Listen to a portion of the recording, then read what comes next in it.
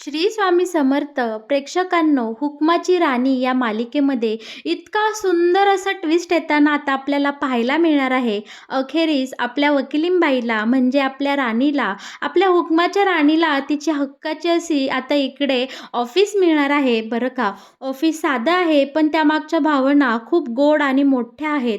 आणि इकडे आपला इंद्रा राणीचं इतकं गोड कौतुक करताना आपल्याला दिसणार आहे. अगदी राणीला अशी कौतुकाने मिठी मारतो इंद्रा. आणि हे सगळं ही तनिषा तिच्या उघड्या डोळ्याने पाहत असते. आणि तनिषाचा पडलेला चेहरा पाहायला प्रेक्षकांनो आपल्याला खूपच गंमत आणि मज्जा येणार आहे बरं का. दुसरीकडे राणीच्या विषयी या तनिषाने मालतीच्या मनामध्ये जे काही विष पेरलेलं असतं, जो काही गैरसमज करून दिलेला असतो, पण इकडे राणीच्या इतक्या चांगल्या वागणुकीमुळे फटक्यात इकडे आपल्या मालतीच्या मनातून पुन्हा एकदा राणी जिंकून आलेली असते. आणि इकडे मालती लगेच राणीचं कोड कौतुक करताना आपल्याला पाहायला मिळणार आहे. आणि या तनिषाचा कशा प्रकारे या सगळ्यामुळे अपमान होणार आहे, तिची इतकी चिडचिड होणार आहे ना, हे पाहायला आपल्या सगळ्या प्रेक्षकांना खूप आनंद होणार आहे बरं का. हे सगळं मालिकेत कशा प्रकारे घडत जाणार आहे हे जर तुम्हाला जाणून घ्यायचं असेल तर तुम्हाला आपला हा व्हिडिओ नक्की शेवटपर्यंत पाहावा लागेल बरं का. प्रेक्षकांनो, आता इकडे मालिकेमध्ये ही तनिषा आपल्या मालतीचं चांगलंच राणीच्या विरोधात कान भरताना आपल्याला पाहायला मिळणार आहे. म्हणजे होतं असं की वस्तीवाले जे काही लोक असतात ती राणीकडे त्यांचं वकिलीचा जे काही भांडणं असतं ते सोडवण्यासाठी इकडे आलेली असतात. म्हणजे राणीच्या वस्तीतले दोन माणसं असतात, त्यांनी मनोमनच ठरवून घेतलेलं असतं की राणी माझी वकील होणार, तर दुसरा म्हणतो की राणी माझी वकील होणार. खरं तर त्या दोघांचं आपापसातमधलं अगदी छोटंसं भांडण असतं, पण इकडे या वस्तीवाल्यांनी हे भांडण खूप मोठं केलेलं असतं. आणि ही सगळी जण आता त्यांचा मोर्चा घेऊन इकडे महाडिकांच्या बंगल्यावर येताना आपल्याला पाहायला मिळणार आहे बरं का. ह्या वस्तीमध्ये जो सूर्यादादा असतो त्याच्याकडनं या नरूदादांनी काही पैसे उसने घेतलेले असतात. आणि आता जेव्हा द्यायची वेळ आलेली असते तेव्हा त्या दोघातलं एक जण बोलत असतो की मी पैसे दिले, तर दुसरा बोलत असतो की नाही, याने पैसे दिले नाही. या गोष्टीवरून या दोघांमध्ये खूप वाद पेटलेला असतो. तेव्हा आता इकडे ज्याने पैसे दिले तो सूर्यादादा आता ह्या दुसऱ्याला बोलतो की मी तुझ्यावर केस करणार आणि कोर्टाच्या थ्रू मी माझे पैसे परत मिळवणार. आणि हो, माझे वकीलपत्र राणी घेणार. तो दोघेही एक वस्तीतले असल्यामुळे दोघांनाही राणी तितकीच जवळची असते. आणि दोघेही राणी माझं वकीलपत्र घेणार या गोष्टीवरून आपल्याला भांडताना दिसणार आहे. आणि चक्क हा जो काही वाद असतो ते घेऊन आता ही वस्तीवाले डायरेक्ट महाडिकांच्या बंगल्यावर आलेले असतात. पहिली गोष्ट, आपल्या मालतीला त्या वस्तीमधल्या लोकांविषयी अजिबात कळवळा नसतो. तिला अजिबात त्या लोकांमध्ये इंटरेस्ट नसतो, कारण तिथली लोक सतत भांडत असतात आणि त्यांचे काही ना काही प्रॉब्लेम घेऊन या महाडिकांच्या बंगल्यावर पहिल्यापासूनच येत असतात. आणि या गोष्टीचा मुळातच मालतीला खूप राग असतो. मालती आता बाहेर येते आणि बोलते की काय आरडाओरडा चालला आहे, इथं काय नळावरची भांडणं चालू आहे का, कशासाठी तमाशा लावलाय. तेव्हा ती लोक त्यांचा जो काही प्रॉब्लेम आहे तो मालतीला सांगतात आणि बोलतात की आम्हाला राणीसोबत बोलायचं आहे, मी राणीला वकील म्हणून घेणार आहे. तो दुसरा म्हणतो नाही, राणी फक्त माझी वकील होणार आहे. तेव्हा आता इकडे मालती बोलते की तुमची भांडणं बंद करता का, आणि तुमचा जो काही प्रॉब्लेम आहे तो मला ऐकण्यात अजिबात इंटरेस्ट नाही, त्यामुळे तुम्ही मला हे काही सांगू नका. फक्त एक गोष्ट लक्षात ठेवा की उठसूट आमच्या महाडिकांच्या बंगल्यावर यायचं नाही. हा महाडिकांचा बंगला आहे, तुमच्या नळावरचा, तुमच्या वस्तीवरचा जागा नाही. त्यामुळे नळावर ज्या प्रकारे तुम्ही भांडताना त्या प्रकारात इथे भांडू नका आणि माझ्या घराची सुखशांती घालवू नका. बरं का. आता इकडे राणी धावत पळत आवाज ऐकून बाहेर येते आणि बोलते की काय झालं, शांत राहा. तेव्हा आता इकडे रागारागातच आपली मालती बोलते की अगं, ह्यांचा काय प्रॉब्लेम आहे ना तो एकदा बघून घे आणि ह्यांना त्यांच्या घरी लगोलग पाठवून दे. आता इकडे खूप त्रागा करत मालती घरामध्ये निघून आलेली असते. लगेच तिच्या पाठोपाठ इकडे तनिषाही येते. बरं का. आता राणी या दोन्ही व्यक्तींचे जे काही प्रॉब्लेम आहे त्यांचं ऐकून घेते आणि सांगते की तुम्ही शांतता राखा आणि तुमचा जो काही प्रॉब्लेम आहे ना, तो एकदाचा मला सांगा. पण इकडे पुन्हा हे दोघे भांडणं करू लागतात. तेव्हा राणी बोलते की तुम्हाला वाटतंय ना मी तुमचं वकीलपत्र घ्यावं, तर तुम्ही शांतपणे जो काही प्रकार घडलाय ना, तो मला सांगा. मग मी ठरवेल कोणाचं वकीलपत्र घ्यायचं आणि कोणाचं नाही. आता इकडे राणी अगदी तिच्या तल्लख बुद्धीने, हुशारीने यांचा प्रॉब्लेम सोडवताना आपल्याला पाहायला मिळणार आहे. पण आतमध्ये जेव्हा आपली ही मालती निघून येते, तेव्हा तनिषाही तिच्या मागोमाग निघून येते आणि तनिषाला इथे अंदाज आलेला असतो की मालतीला ही राणीची जी काही वस्तीवालं माणसं आहेत, ती इकडं वाड्यावर आलीत, म्हणजे या बंगल्यावर आलीत, ही गोष्ट आवडलेली नाही आणि बहुतेक इकडे मालतीला ह्या राणीचा राग आलाय. या संधीचा फायदा तर आपण घेतलाच पाहिजे या विचाराने लगेच तनिषा मालतीच्या पाठोपाठ येते आणि मालतीला राणीच्या विरोधात भडकवताना आता आपल्याला पाहायला मिळणार आहे. तर का आता तनिषा इकडे मालतीला बोलते की "छिल आंटी, काय झालं एवढं?" तेव्हा आता इकडे मालती बोलते की "काय अगं ही माणसं केवढा आरडाओरडा करतात, अगदी माझ्या घराची ना शांती बिघडून टाकली आहे. मला ना हे अजिबात आवडत नाही. माझ्या घरी कुणीही उठसूट यायचं आणि असा तमाशा घालायचा. मला ना माझ्या घरात अगदी शांतता आवडते." तेव्हा इकडे आता तनिषा याच गोष्टीचा फायदा घेत बोलू लागते की "मग राणी का बरं असं वागते? तुम्हाला आवडत नाही तर? तिला काही डिग्निटी, काही रेप्युटेशन आहे का नाही? खुशाल ती कुठल्याही माणसांना घरात घेते." तेव्हा आता इकडे मालती बोलते, "अगं तिला कसं काय वाटन या माणसांविषयी? कारण ती सुद्धा त्याच वस्तीमध्ये वाढलेली आहे. तिला त्या माणसांविषयी कळवळा वाटणारच ना.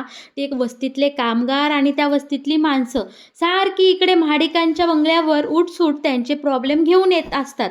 एकतर माझ्या ह्यांना म्हणजे आबांना आणि या राणीला त्या वस्तीवाल्यांचा खूप कळवळा आहे आणि मला ती गोष्ट अजिबात आवडत नाही.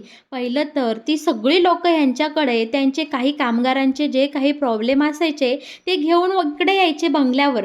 पण आता ही राणी वकील झाली, मग तिने काय त्यांचे घरातले प्रॉब्लेमसुद्धा सोडवायचे का? म्हणजे इथे महाडिकांच्या बंगल्यावर उठसूट सगळ्यांनी यायचं का? हे मी अजिबात खपवून घेणार नाही. याबद्दल मी राणीला चांगलाच जाब विचारणार आहे आणि तिला खडसावून सांगणार आहे की इथून पुढे कुणीही आपल्या बंगल्यावर येता कामा नये." आता लगेच इकडे ही तनिषा विचार करते की अरे वा, इकडे मालती मॅडम मालतीना तर खूपच राग आलेला दिसते राणीचा. या गोष्टीचा मी तर नक्कीच फायदा घेतला पाहिजे. पण ती नेमकी इकडे मालतीला काही बोलणार तोच तिचं लक्ष तिथे उभ्या असलेल्या आपल्या इंद्राकडं जातं आणि लगेच ही पलटी मारते आणि मालतीसोबत राणीच्या बाजूने गोड गोड बोलू लागते. बोलते की "आंटी, तुम्ही एवढा विचार नका करू. एखाद्या माणसाकडे असतं असं स्किल की ते पुढच्याचे सगळे प्रॉब्लेम सोडवू शकतात. त्यामुळे तिच्याकडं भरपूर माणसं येतात आणि शिवाय ती वकील आहे म्हणजे साहजिकच तिच्याकडं सगळी तशी माणसं येणारच." तेव्हा आता इकडे मालती बोलते, "म्हणून काय झालं? हिने उठसूट त्यांचं सगळ्यांचे प्रॉब्लेम सोडवतच राहायचं का? मी हे अजिबात खपवून घेणार नाही म्हणजे नाही." आता बरं का इकडे आपली मालती रागारागाने तिथून निघून जाते. तिच्या पाठोपाठ लगेच इकडे तनिषाही तिथून तिच्या मागे निघून जाते. पण इंद्राला मात्र इकडे खूप टेन्शन आलेलं असतं. इंद्रा बोलतो की आईमधला आणि राणीमधला आत्ता कुठे प्रॉब्लेम सॉल्व्ह झाला आहे आणि पुन्हा तेच जर या दोघींमध्ये पुन्हा काही वाजलं तर मला ते अजिबात आवडणार नाही. त्यामुळे यावर काहीतरी परमनंट सॉल्युशन काढलंच पाहिजे. आणि इंद्रा आता गॅलरीमध्ये जातो आणि राणी कशा पद्धतीने या दोघांचाही न्यायनिवाडा करते ते पाहताना आपल्याला खरंच खूप राणीचा अभिमान वाटणार आहे. बरं का इकडे राणी आता तिच्या वकिलीची हुशारी वापरते आणि बोलते की "ठीक आहे सूर्यादारा, मला आता तुमच्या दोघांमधलं एक खोटं बोलतंय हे तर नक्की आहे, बरोबर ना? मग सूर्यादादा तुम्हाला मला हे सिद्ध करून दाखवायला लागेल की तुम्ही या नरूदादाला कधी पैसे दिले होते आणि किती तारखेला दिले आणि ते कोणाकडून घेऊन दिले होते, हे सगळं तुम्हाला मला सिद्ध करावं लागेल. आणि दुसरं नरूभाऊ, तुम्ही सुद्धा जर इकडे आपला हा सूर्यादादा खरा ठरला, त्याने जर सिद्ध केलं, तर आजवर जे पैसे तुम्ही या सूर्यादादाकडनं घेतले आहेत ते व्याजासहित तुम्हाला त्यांना परत द्यायला लागेल, बरं का. आता इकडे ज्याने पैसे घेतलं तो अगदी गडबडतो आणि घाईघाईत बोलून जातो की नाही, आमचा जेव्हा व्यवहार झाला होता तेव्हा व्याजाचा काही प्रश्न झाला नव्हता आणि आमच्यात व्याज देण्या घेण्याबद्दल काही बोलणं झालं नव्हतं, बरं का. आता इथेच सगळं काही प्रकरण सुटलेलं असतं आणि राणीने तिच्या हुशारीने अगदी इकडे या नरूदादाला खोटं ठरवलेलं असतं आणि खरंच सूर्यादादाने या दुसऱ्याला पैसे दिला आहे हे इथं सिद्ध झालेलं असतं. आता राणी बोलते की असा विश्वासघात करायचा नाही आणि छोट्या छोट्या गोष्टीसाठी अजिबात कोर्टामध्ये जायचं नाही, बरं का. मी तुम्हाला काय सांगते, आपापसात एकदम प्रेमाचे बंध निर्माण करा, विश्वासाने राहा, आजूबाजूची नाती जपा आणि अशा छोट्या मोठ्या गोष्टीसाठी कोर्टाची पायरी चढू नका, बरं का. नरूदादा, तुम्ही या सूर्यादादाकडनं पैसे घेतले, तुमच्या वेळेला त्यांनी तुम्हाला मदत केली ना, मग आता त्यांचे पैसे परत देणं हे तुमचं कर्तव्य आहे, बरं. आता तुमचा जो काही वाद आहे तो मिटला ना, चला बरं, जा आता सगळे घरी, बरं का. आता तिथं जमलेले सगळे वस्तीवाले राणीसाठी जोरदार टाळ्या वाजवतात आणि बोलतात की आपली ही राणी एक ना एक दिवस खूप मोठी वकील होणार आहे आणि आपल्या वस्तीचं नाव ती एकदम रोशन करणार आहे. आता इकडे राणी घरामध्ये आलेली असते. इंद्राने राणीची ही हुशारीने जे काही तिने केस सॉल्व केलेली असते ती सुद्धा पाहिलेली असते. इंद्राला राणीचा खूप गर्व वाटू लागलेला असतो. तो स्वतःशीच बोलतो की इंद्रा, खरंच तुझी बायको खूप हुशार आहे. आता इकडे लगेच राणीला तिच्या माहेरवरनं फोन येतो आणि आई बोलते की राणी, अशील तशी तू मला भेटायला इकडे वस्तीवर निघून ये बरं, माझं तुझ्याकडे खूप महत्त्वाचं काम आहे. राणी बोलते की बुवांची तब्येत ठीक आहे ना, मी येते बरं का, पण आई काळजी घे. आता राणी तिथनं निघून जाते आणि इंद्रा बोलतो की बरं झालं ही गेली. तेव्हा आता तनिषा बोलते, काय काय बोललास. तेव्हा आता इंद्रा बोलतो की राणीला तिच्या आईला बोलून घेण्यासाठी मीच सांगितलं होतं, राणीसाठी एक सुंदर सरप्राईज प्लॅन मी केला आहे. तेव्हा आता तनिषा बोलते, व्हॉट, काय प्लॅन आहे. तेव्हा लगेच इकडे इंद्रा तनिषाला, एकदम चांगली मैत्रीण आहे, मैत्रीच्या विश्वासाने राणीसाठी त्यांनी जे काही प्लॅनिंग केलं आहे ते सांगतो. बोलतो की अगं राणी खूप चांगली वकील आहे आणि आपण दोघांनी मिळून राणीसाठी एक छानसं ऑफिसचं सेटअप करायचं आहे, मग तनिषा तुम्हाला करशील ना मदत. आता इकडे तनिषा मनाच्या विरोधात बोलते की हो नक्कीच, तुझी मदत मी करणार नाही, ऑफकोर्स. अरे इंद्रा, चल बरं आपण करूया, काय करायचं आहे. आता इकडे ह्या इंद्राने तनिषाच्या मदतीने जिथे राणी आणि इंद्रा पहिली राहत होते ना, जेव्हा ह्या विक्रमने बंगला काबीज केला होता, त्या ठिकाणी छानपैकी राणीसाठी एक ऑफिसचा सेटअप तयार केलेला असतो. सुंदरपैकी तिथं त्यांनी एक चेअर मांडलेली असते, राणीसाठी लॅपटॉप घेतलेला असतो आणि तिथं छान पद्धतीने सगळं काही मांडून ठेवलेलं असतं. थोडंसं डेकोरेशनसुद्धा केलेलं असतं. आता बरं का, राणीची आई, राणीचे वडील आणि त्यांच्या वस्तीतला एक मुलगा राणीला घेऊन मस्तपैकी इकडे पुन्हा महाडिकांच्या बंगल्यावर येतात, बरं का. आता राणी आल्या आल्या सगळेजण बाहेर जमलेले असतात. तेव्हा राणी बोलते, काही झालंय का, तुम्ही सगळे का बरं बाहेर आलात. पण आता राणीला जास्त काही बोलू न देता इंद्रा थेट राणीच्या डोळ्यांवर पट्टी बांधतो, अगदी हात लावतो आणि बोलतो की राणी, आम्ही तुझ्यासाठी एक सुंदर असं सरप्राईज प्लॅन केलं आहे, आता जास्त काही बोलू नको, चल बरं, आम्ही तुला जिकडे नेतोय ना तिकडे गपचूप चल. आता राणीला नक्की काही कळत नसतं की माझ्यासाठी काय सरप्राईज आहे, पण आता सगळेजण छानपैकी आनंदाने राणीला त्या घराकडे म्हणजे राणीच्या नवीन ऑफिसकडे घेऊन जातात. आता इंद्रा राणीच्या डोळ्यावरचे अलगद हात बाजूला करतो आणि तिच्या नावाची पाटी दाखवतो. ही पाटी पाहताच राणीच्या डोळ्यातून आनंदाश्रू वाहू लागतात आणि बोलतात की अहो हे काय आहे, एवढं छान सरप्राईज.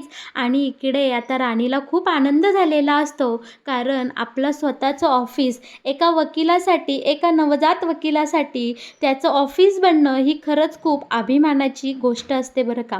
आता राणी इंद्राचे खूप आभार मानते. तेव्हा इंद्रा बोलतो की बस एवढं नाही आहे, अजून खूप काही आहे. चला मॅडम, आता ऑफिसचं ओपनिंग करून घ्या बरं तुमच्या. बरं का प्रेक्षकांनो, सगळ्यांच्या साथीने, सगळ्यांच्या आशीर्वादाने राणीने आता तिच्या नवीन ऑफिसचं छानपैकी इकडे रिबीन कट करून ओपनिंग केलेलं असतं. आता इंद्रा राणीच्या हाताला धरतो, हातात हात घेतो आणि तिथे मांडलेल्या चेअरवर स्वतः इंद्रा राणीला बसवतो. शिवाय आता इंद्रा आपल्याला गुडघ्यावर बसलेला दिसणार आहे. छान इकडे गुडघ्यावर बसून आता आपला इंद्रा राणीला बुके देणार आणि राणीला बोलणार की ॲडव्होकेट राणी इंद्रजित महाडिक, तुमचं खूप खूप स्वागत आहे तुमच्या या नवीन ऑफिसमध्ये.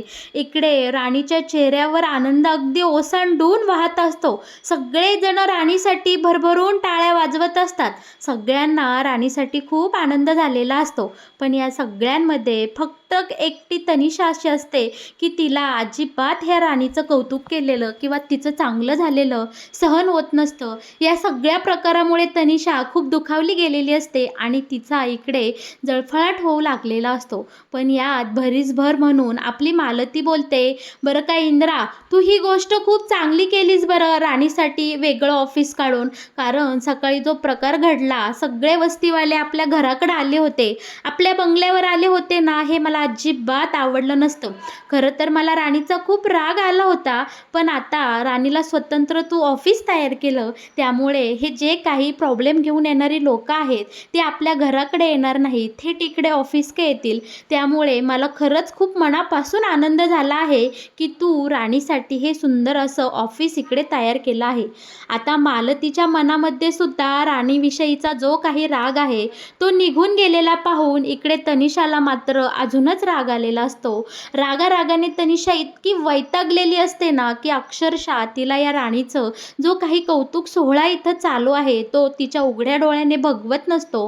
बरं का प्रेक्षकांनो, आता ही तनिषा रागारागाने बाहेर निघून येते आणि जिथे राणीच्या नावाची जी पाटी लिहिलेली असते ॲडव्होकेट राणी इंद्रजित महाडिक, त्याच्यावरती इतका रागाने हात मारते आणि बोलते की सगळं कसं या राणीच्या मनासारखं होतं आणि ती सगळा तिचा राग द्वेष त्या पाटीवर आता काढताना आपल्याला पाहायला मिळणार आहे.